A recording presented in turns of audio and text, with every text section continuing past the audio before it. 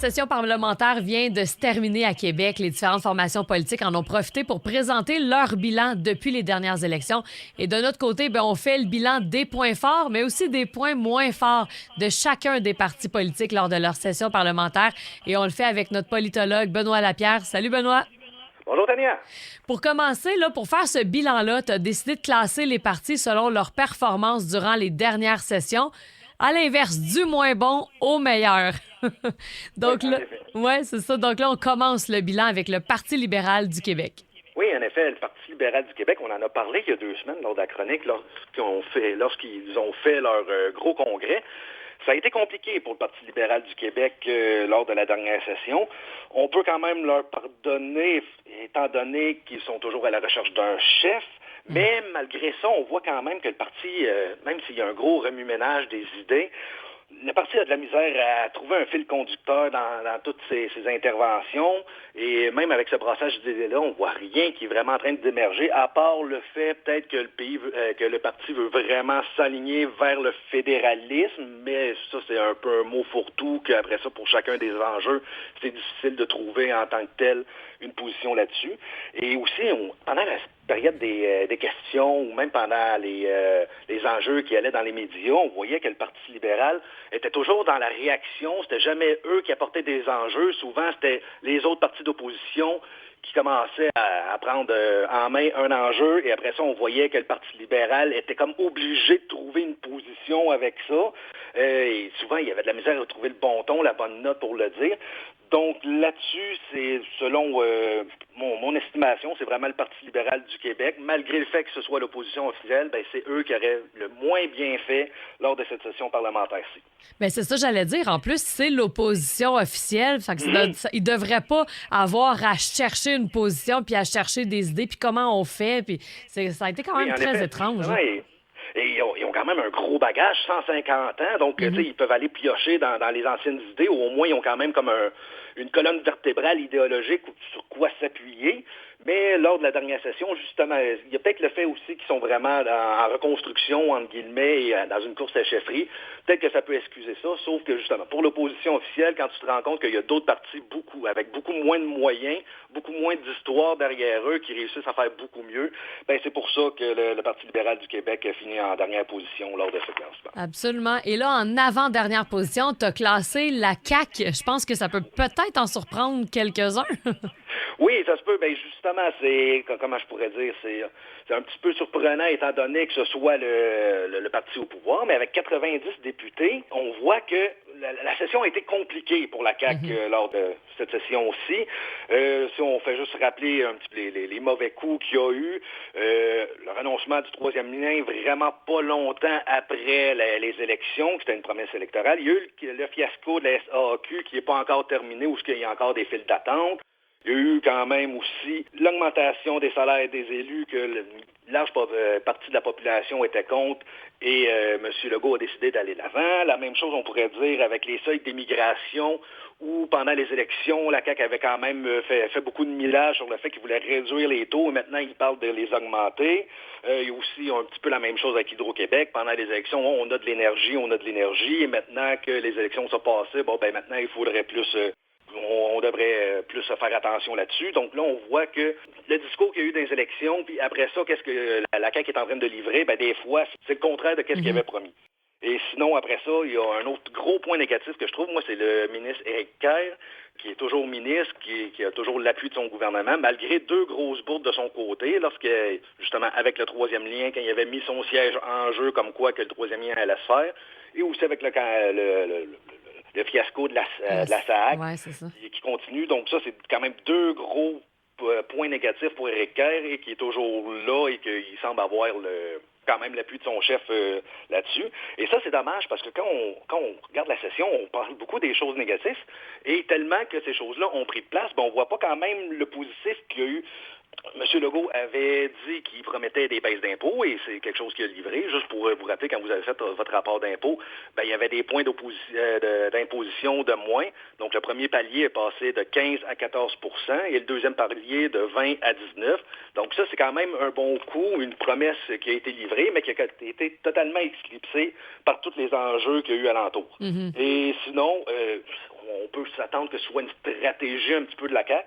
Le fait que M. Legault voulait sortir toutes les mauvaises nouvelles très rapidement après les élections pour pouvoir après ça continuer au lieu de faire étirer le plaisir, entre guillemets, et que ce genre de mauvaises nouvelles-là, on pourrait parler du troisième lien ou celle d'immigration ou même l'augmentation des salaires des élus, s'il aurait mis ça plus tard dans son mandat, ça aurait peut-être plus hypothéqué une chance de réélection plus tard, mais là, il a tout sorti le mauvais.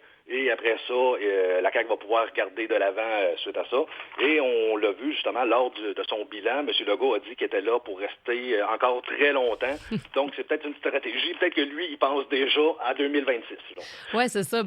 En même temps, ça ne sera pas étonnant. Il doit se dire, les gens ont le temps d'oublier en 3 ans là, tout ce qui s'est passé au début, puis on va faire des bonnes choses. T'sais. Oui, et ça, justement, juste pour rappeler, quand le monde qui pourrait peut-être trouver que c'était étonnant que je le mette à cette position-là, c'est que moi, c'était vraiment les travaux parlementaires que je parlais et pas le fait de gestion de crise. Mm-hmm. On le voit, M. Legault, avec soit la COVID, où ce qui a été très, très apprécié, les feux de forêt ou ce genre de choses-là. Lorsqu'il gère des crises, il a l'air à être meilleur là-dessus. Sauf que sur le côté vraiment parlementaire, législatif, il y avait beaucoup de points négatifs et c'est pour ça que je ne pouvais pas vraiment le mettre plus haut. Mais si on parlerait juste de gestion de crise, peut-être qu'il aurait été plus haut, par exemple, dans le classement. Oui, c'est ça. Là, c'est vraiment dans l'ensemble du travail de chacun des partis. C'est bien ça. On continue ensuite avec Québec solidaire. Oui, Québec solidaire, ça a quand même été une bonne session pour eux. Surtout pour leur nombre, ils ont une dizaine de députés et ils ont été beaucoup plus présents dans les médias, dans les enjeux sociaux que le Parti libéral du Québec qui était là. Un des bons coups qu'il y a eu l'élection partielle à Saint-Henri-Saint-Jean au printemps et c'était le Québec solidaire qui avait réussi à remporter les élections. Ça, c'était une première en 30 ans. Depuis que ce comté-là a été créé, ça a toujours été les libéraux qui l'avaient gagné et maintenant, c'est Québec solidaire. Donc, une nouvelle percée dans un comté qui n'avait jamais été... un château fort ou même des chances d'élection pour eux. Gabriel Nadeau-Dubois a quand même fait des gros points avec le salaire des élus, où ça a été comme le premier à se lever, à critiquer ça, à dire que son augmentation, il allait la donner à des œuvres de charité, etc. Donc ça avait permis de le démarquer, puis justement, de faire une opposition à M. Legault sur cet enjeu-là. Sauf qu'un des points un petit peu négatifs pour eux, c'est que justement, c'est Gabriel Nadeau-Dubois, devant les caméras, c'est lui qui est vraiment l'image de son parti. On va dire que c'est normal qu'un chef de parti, ce soit lui qui soit mis en avant, mais quand on regardait avant, il y avait d'autres députés, il y avait Catherine Dorion à Québec, qui était capable de tirer son épingle du jeu, Manon Massé aussi. Il y avait aussi Sol Zanetti. Dans le temps, on voyait que Québec solidaire, c'était pas seulement un parti d'un seul homme ou d'une seule femme, et que justement l'équipe en entier pouvait plus briller, au moins tirer son épingle du jeu. Lors de cette session parlementaire-ci, on voit que c'est vraiment plus Gabriel Nadeau-Dubois qui a pris beaucoup de place lors de cette session-là. Donc, c'est peut-être un point à voir. On va voir avec l'élection de la porte-parole féminine de Québec solidaire si justement les choses vont se rééquilibrer. Mais pour l'instant, on pourrait presque... peut-être pas trop exagéré, mais que le Québec solidaire, pour l'instant, c'est Gabriel Nadeau-Dubois, et ensuite, il y a tous les autres. C'est ça. Puis surtout, en plus, qu'il dit qu'il n'est pas chef du parti, mais co-porte-parole, laisser la place aux autres. Mais finalement, pour l'instant, il a plus l'air d'un chef de parti, là. En effet. Puis justement, comme avant, il y avait 2 porte-paroles, mais après ça, il y avait d'autres députés qui étaient capables de tirer leur épingle du jeu, des personnes qu'on reconnaissait, que monsieur et madame tout le monde pouvait reconnaître. Maintenant, si on dirait, c'est qui les autres députés de la CAQ, pas de la CAQ, de Québec solidaire, ça serait peut-être plus compliqué pour monsieur et madame tout le monde de nommer d'autres noms, étant donné qu'ils n'ont pas vraiment une très grosse exposition dans les médias en ce moment. Oui, c'est ça. Puis juste pour revenir sur le côté du salaire des députés, lui, il était contre la hausse. On en a pas entendu parler beaucoup, mais ce qui était un peu bizarre, c'est que d'autres personnes dans son parti étaient pour. Là, chacun savait pas trop ce qu'il allait faire. Il y en a certains qui disaient « moi, je vais garder le salaire ». Il y en a d'autres qui disaient « oh non, je vais le donner à des œuvres ». Fait que ça avait l'air d'un parti décousu, là. Oui, non, c'est ça. Là-dessus, ça a quand même été un petit peu... Justement, là, quand on voit que c'était la ligne de parti avait de la misère à être suivi et C'est être ça. plus structuré. C'est pour ça que peut-être Québec solidaire aurait pu faire mieux lors de cette session aussi. Absolument, ça sera à suivre pour les prochains mois, prochaines années. Et là, finalement, j'ai envie de dire que c'est sans surprise que tu donnes la place du classement au Parti québécois. Oui, ben en effet, quand on regardait dans les analyses de la session parlementaire, je suis vraiment pas le seul, c'est pas moi qui sors ça de mon chapeau, C'est c'est ça. vraiment, ça a l'air d'être un large consensus que que c'est le Parti québécois qui a le mieux fait lors de cette session aussi. Et ça, faut le dire, ils l'ont fait avec seulement 3 députés. Genre, c'est vraiment, c'est presque 10 fois moins que le Parti libéral, 3 fois moins que Québec solidaire. Et malgré ça, on a vu que le parti a quand même réussi à trouver un second souffle quand, lors des élections, on se demandait si ça allait être la dernière élection du parti. Mais là, on voit qu'il y a quand même une recrudescence, au moins un intérêt dans les médias d'être capable de mettre ses idées de l'avant. Juste pour vous rappeler, il y avait quand même que Saint-Paul Plamondon avait quand même fait fort au début avec le serment du roi, quand il avait vraiment fait, on va dire, un pari comme quoi que lui, il allait pas rentrer, lui et ses députés n'allaient pas rentrer à l'Assemblée nationale avant s'il devait faire un serment au roi. Il a quand même tenu son bout. Et après ça, c'est quand même quelque chose qui a été fait dès le début de cette session parlementaire-là. On pourrait peut-être dire, par exemple, que ce bon coup-là a été un petit peu fait aussi parce qu'il y avait un nouveau roi. Si ça aurait été la reine d'Angleterre, Élisabeth II, je suis pas sûr que cet enjeu-là aurait été mis de l'avant, mais vu que c'était un nouveau roi qui est peut-être pas aussi aimé que l'ancienne reine, peut-être que toutes les étoiles sont alignées, mais c'est quand même un bon coup de la part de la formation politique. L'autre chose qu'ils ont réussi à faire récemment, il y a eu la motion pour déclassifier les archives de la commission Grenier. Ça, c'est la commission du directeur général des élections. Toutes les archives à propos du référendum, que ça, justement, c'est une autre chose qu'il a fait pour mettre la souveraineté ou au moins le processus référendaire, mettre ça à l'avant-plan, que ça va aider.